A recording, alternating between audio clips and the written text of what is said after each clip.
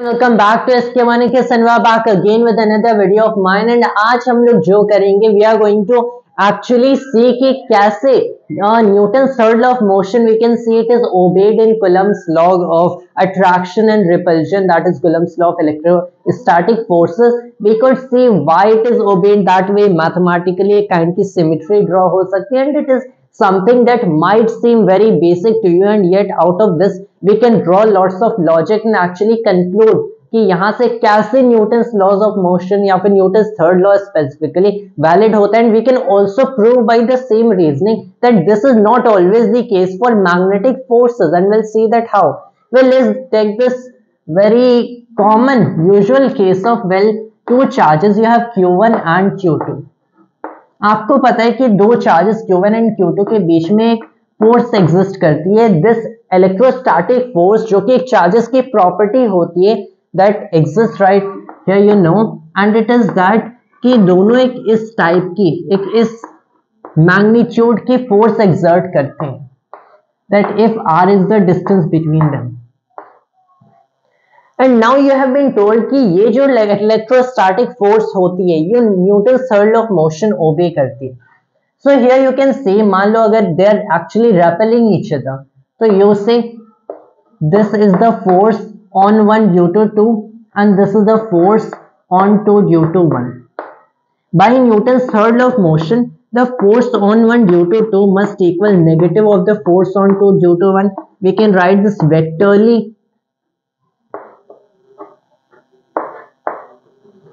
अब इस चीज को मैंने वेक्टरली लिखा है। Now you know that well this is the strength of the two forces. You can as well write कि अगर मैंने इसी चीज को मैग्नीट्यूड वाइज लिख दिया, then the two of them are well equal to each other, and what is it equal to? This is equal to this F right here, जो कि मैंने लिखा है। बट द थिंग इज, एक चीज अगर आप नोटिस करोगे कि जो फोर्स है, व्हेन वी से कि the force is proportional to the product of the two charges, तो ये इनकी फर्स्ट पावर पे प्रोपोर्शनल होती है, and it is proportional to the first power of the well two charges और their product, and here it holds and it treats the two charges on some kind of equal footing. And what I mean by that is कि ये force definitely first charge के भी proportional होती है, ये force second charge के भी proportional होती है, and when it is proportional to both of them then you say कि it is proportional to their product, because that is how we can draw the logic right here, that is how mathematics works, right?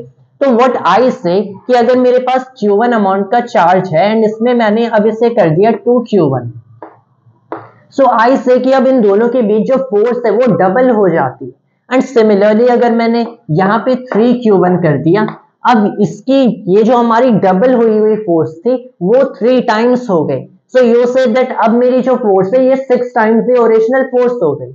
In fact this is 3Q2, right?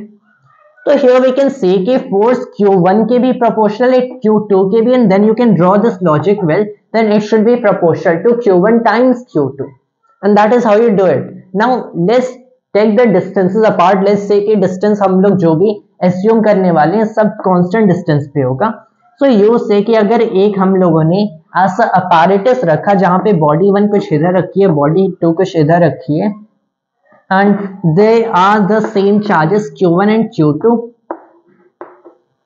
And they have their this kind of repulsion occurring. एंड फिर मैंने क्या किया कि अब इस second apparatus में, second case में बॉडी 2 इधर रखी है एंड बॉडी 1 इधर रखी है, and then you have this force. Then now if you compare the two forces that are getting exerted in these two cases, first of all I need you to forget that these are the things that we already know, because we are going to prove Newton's third law of motion, right?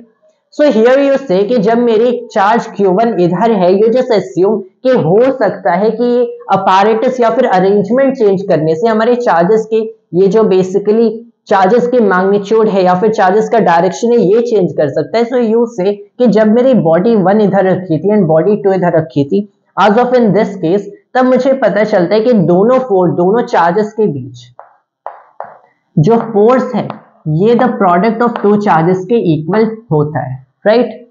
Now what I से is well when I change the apparatus such that कि मैंने body 1 को इस position पे रख दिया and body 2 को इस पोजीशन पे रख दिया, that you have charge Q2 right here and charge Q1 right here, and in that case I try to measure this force, then what I find is that maybe this is some other kind of force acting.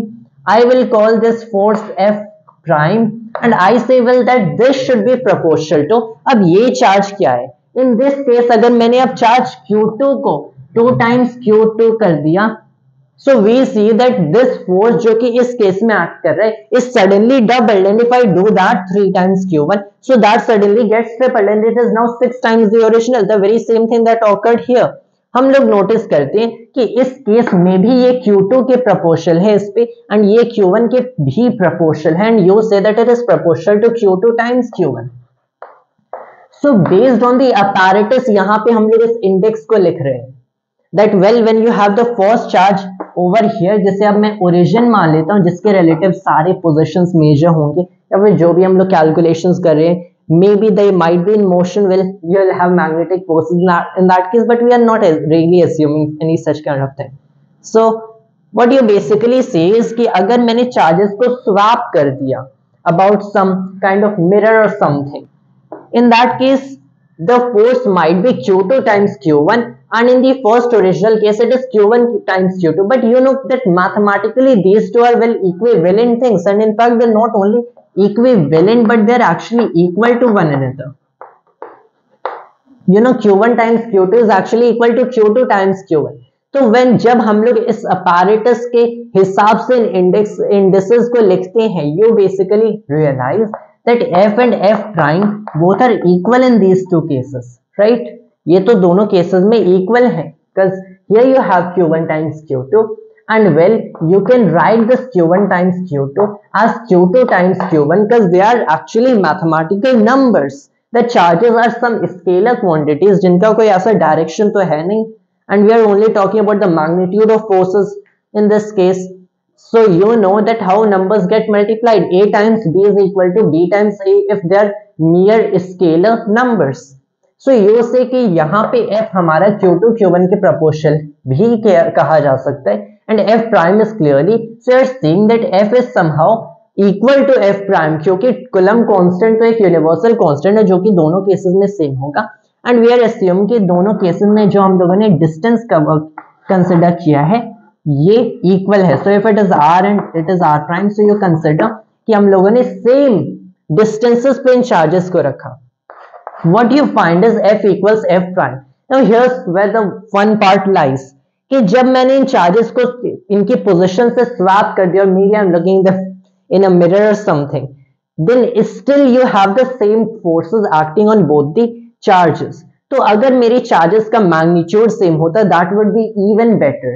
And why so? क्योंकि अगर मेरी charges का magnitude same होता then here it is proportional to Q square and here it is proportional to Q square and you have the same forces. What that basically tells you is कि अगर ये इस direction में से REPL कर रहा है, ये इस डायरेक्शन में से रेपल कर रहा है, it is really creating this kind of repulsion, and ये जो इनका natural electrostatic nature है ये दोनों चार्जेस को एक इक्वल फुटिंग पे सच में प्लेस कर रहा है, क्योंकि जैसे ही आपने इन्हें रिवर्स किया direction of forces suddenly change हो गया, एंड ऐसे चेंज हुआ कि इस केस में भी there you have the same kind of well forces acting. तो अगर मेरा जो F है एंड मेरा ये जो F प्राइम है ये दोनों रेफर करते हैं, इन दिस केस F मेरा रेफर करता है यहाँ पे जो चार्ज रखा हुआ है उस पे फोर्स के मतलब force 1 and force on charge 1, and as I swap the apparatus and अब इस कोऑर्डिनेट पे इस पोजीशन पे मेरा सेकंड ऑब्जेक्ट आ गया,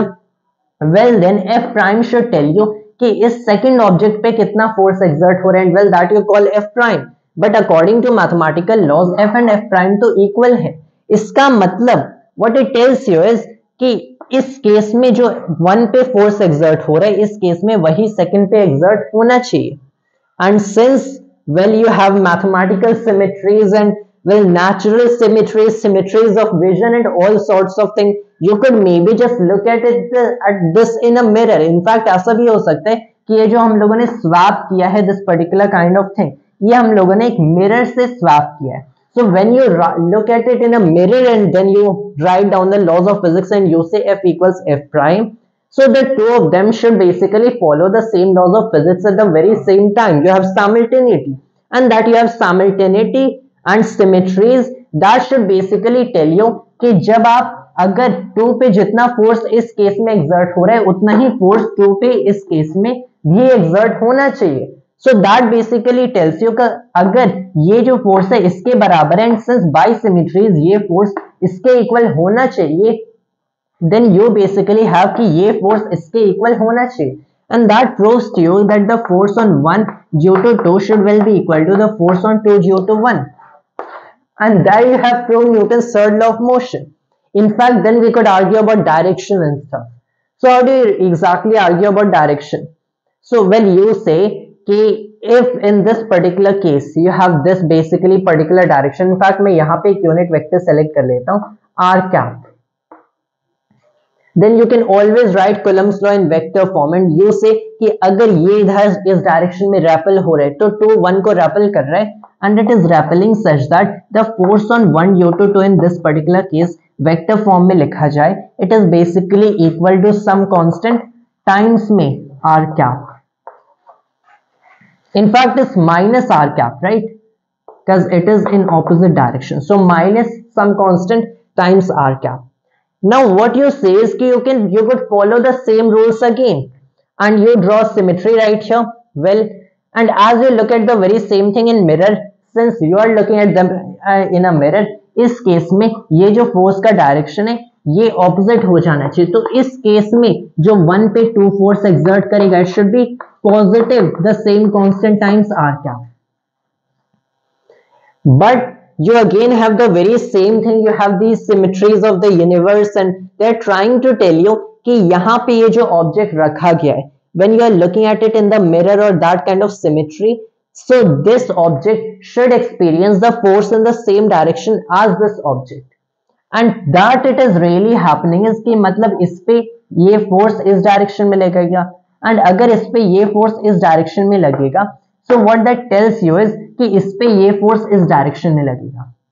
So there you have it कि अगर इस पे ये फोर्स इस डायरेक्शन में लग रहा है, that is 2 is trying to repel 1, so that certainly means that 1 is also trying to repel 2, and there you have this is the force acting on 2 due to 1, and we have proved that they have the same magnitudes.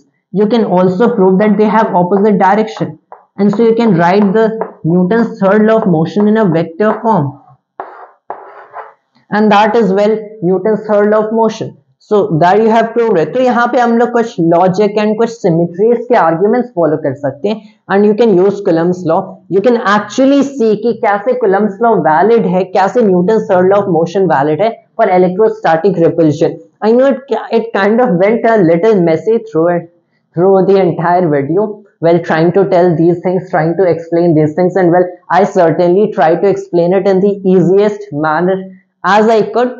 But at the end of the day, what the main argument is that well, you follow these kind of arguments, you have kind of symmetry drawn जो कि आप एक mirror से assume कर सकते हो that well you are looking at them in a mirror and then you see that the force on this, if they are really point based, you kind of assume like that.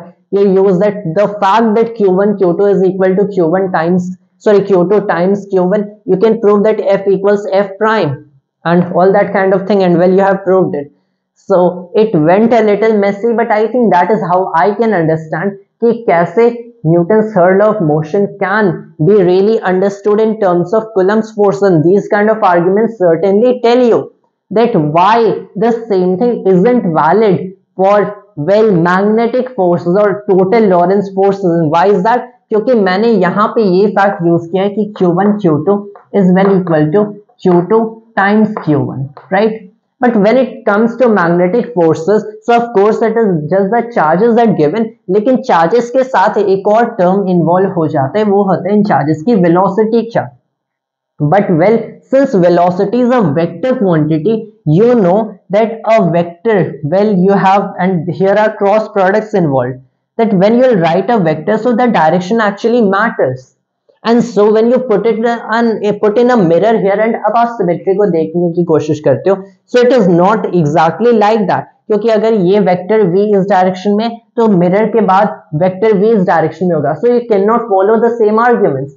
And what that tells you, that basically tells you कि magnetic forces के cases में often not all the times you can always follow this argument and check कि किन cases में ये valid है, किन cases में नहीं, but that is in fact the primary reason why कुछ केसेस में of magnetic forces you can see कि न्यूटन का थर्ड लॉ ऑफ मोशन और this thing right here hold नहीं करते, in fact as of its directional properties when you are trying to do vector v cross r cap and all this kind of things. So in terms of directional properties, Newton's third law of motion doesn't hold for magnetic forces, but here we considered a general electrostatic force and we saw that how these symmetries and this kind of logic leads us to this particular thing. So that basically tells you कि कोई भी आपके पास electrostatic force होगा that will basically give rise to Newton's third law of motion in this form, and it obeys third law of motion. That was all for today's video of mine, and thanks to all of us.